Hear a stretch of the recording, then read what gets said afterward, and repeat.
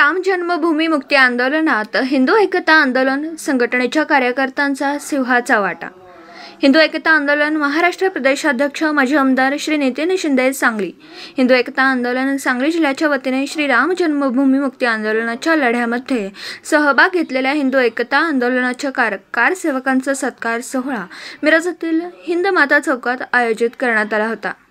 यावेळी बोलताना हिंदू एकता आंदोलनाचे प्रदेशाध्यक्ष माजी आमदार श्री नितीनजी शिंदे म्हणाले की विश्व हिंदू परिषदेने पुकारलेल्या श्री राम जन्मभूमी मुक्ती आंदोलनाच्या लढ्यामध्ये सांगली, सातारा, कोल्हापूर, पुणे, धुळे, नाशिक या जिल्ह्यातील हिंदू एकता आंदोलनाचे कार्यकर्ते मोठ्या संख्येने सहभागी झाले होते।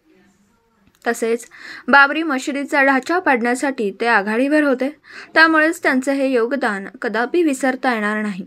या कार्यक्रमामध्ये सुरेश शेळके, विनायक शिंगाणा, शहाजी कांबळे, संजय धामणगावकर या कार्यसेवकांचा भगवी शाल, श्रीफळ व सन्मान चिन्ह देऊन सत्कार यावेळी करण्यात आला।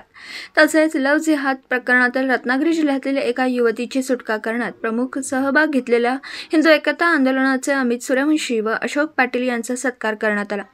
यावेळी राजू जाधव शहर जिल्हा उपाध्यक्ष, अवधूत जाधव खानबाग विभागाध्यक्ष, अनिरुद्ध कुंभार सांगलवाडी विभागाध्यक्ष, रवींद्र पवार व श्रीकांत चोरगे मिरज शहर उपाध्यक्ष यांच्या निवडीची पत्रे देण्यात आली।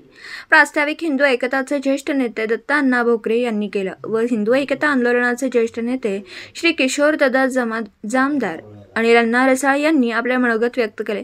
जमलेल्या सर्व हिंदुत्ववादी कार्यकर्त्यांचे स्वागत माजी जिल्हाध्यक्ष परशुराम चौरगे यांनी केलं। कार्यक्रमाच्या समारोपात हिंदू एकता आंदोलनाचे शहर जिल्हाध्यक्ष संजय जाधव यांनी आभार मानले।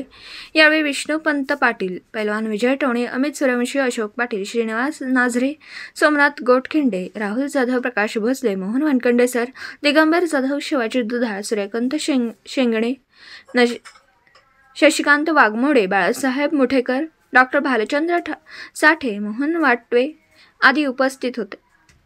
पत्रकार राजेंद्र शिंदे, झी न्यूज मराठी।